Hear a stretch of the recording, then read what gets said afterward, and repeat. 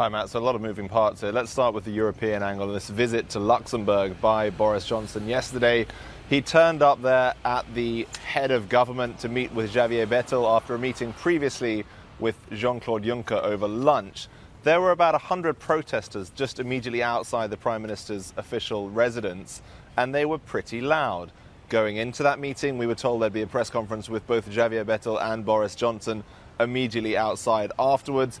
After about an hour, though, Mr. Johnson left to some very, very loud boos, decided not to participate in that press conference, and Xavier Bettel, the Luxembourg Prime Minister, went ahead on his own with an empty podium beside him, talked about the failure of Johnson's government so far to offer concrete written proposals that would potentially be used to replace the Irish backstop as part of this withdrawal agreement that Boris Johnson says he wants to get signed by the end of October.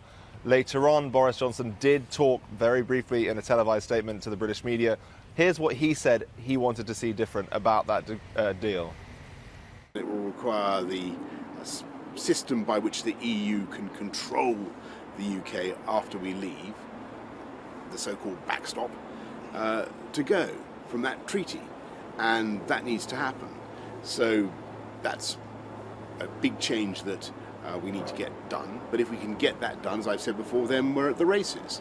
And I think we've got actually just the right amount of time to do a deal between now and the 17th, 18th of October.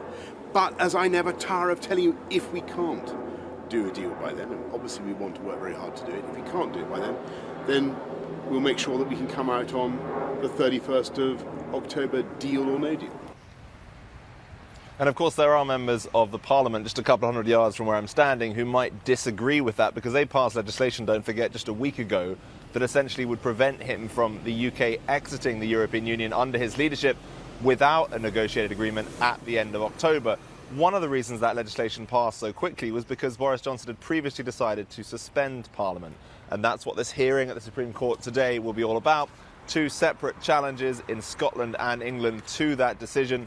Calling it unlawful will be heard by 11 justices of the Supreme Court. It's the second time that many judges have sat during a hearing on such a clearly constitutionally and politically important issue here in the UK.